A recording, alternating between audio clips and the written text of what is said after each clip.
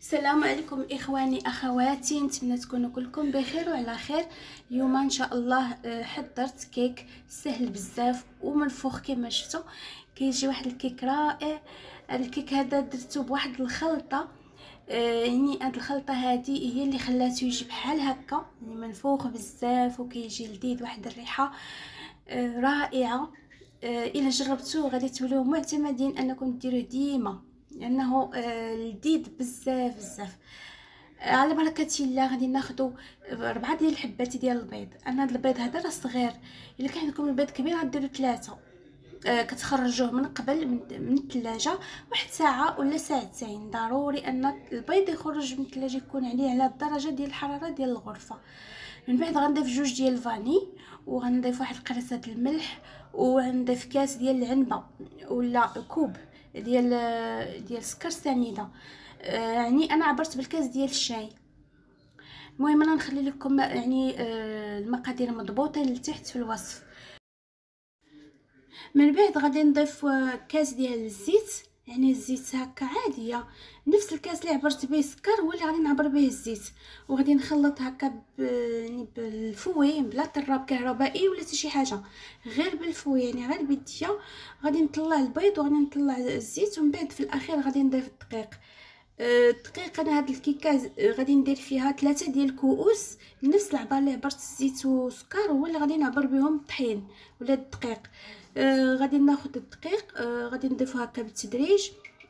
كما لاحظتوا انا باقي ما ضفتش الخمارات، يعني الخمارات كنخليهم حتى الاخير.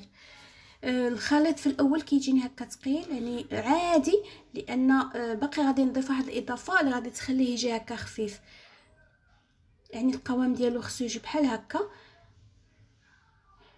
من بعد غادي ناخذ واحد الكاس ديال الحليب طايب، يعني الحليب سخون بزاف، يعني نخليه حتى يغلي، وغادي نضيف ليه معلقه ديال الخل. يعني هاد الطريقه هي اللي غادي تخلي ليا الكيك ديالي يجي خفيف بزاف ومنفوخ. يعني انا غرضي ان داك الخل والحليب يولي هكايا على شكل جبن، يعني على شكل هكا يجيني مكلل صافي. ومن بعد غنضيفو مباشره هو سخون على الكيكه، على الخليط ديال الكيك. وغادي نبدا نحرك بسرعه بهذا الشكل هذا، نبدا نحرك حتى يختفي هذاك الحليب وداك الخل. راني باقي ما ضفتش الخمارات، يعني الخمارات نخليهم حتى الاخير كاع عاد كنضيفهم صافي. مي كينسجم الحليب مع المكونات بهذا الشكل هذا، يعني كنخلط مزيان حتى كيختفيو دوك القطع ديال الحليب اللي خلطت مع الخل. صافي. ومن بعد في الاخير عاد كنضيف 2 ديال الخمارات من وزن 8 غرام، يعني 16 غرام ديال الخميره غادي نضيفها في الاخير كاع. في هذا الوقت راني شاعله الفران على 150 درجه غير من التحت.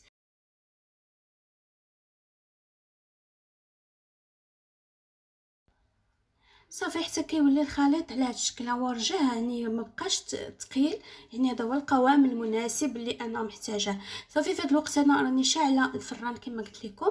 غادي نخلي الخليط ديال الكيك على جنب، وغادي ناخذ المول ديالي اللي يعني الديامتر ديالو 26 سنتيم. في الديامتر ديالو يعني كبير هذا المول هذا. غادي ندهنوه بالزيت وغادي نرشو بالدقيق. الخلطه اللي كندير ديما انا في ملي كنبغي نوجد شي كيك، هذه هي الخلطه، يعني الزيت مع الدقيق هو اللي كيخرج ليا الكيكه مذهبه وما كتلصقش، وكيعطيها واحد اللون زوين بزاف، يعني احسن من انني ندهن بالزبده. صافي كنكب الخليط ديال الكيك، يعني القوام ديالو كما شفتوا راه ماشي ثقيل ماشي خفيف، يعني الخليط هكا منسجم.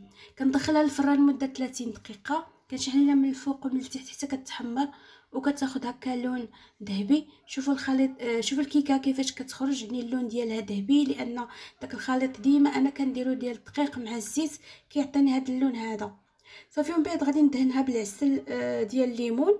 ممكن انكم ديروا المربى ولا الكونفيتور ديال المشماش ولا اي حاجه، المهم غير باش يلصق لينا الكوك. حنا غادي نرشوا واحد شويه ديال الكوك من الفوق، يعني غير نزينوا بها وصافي.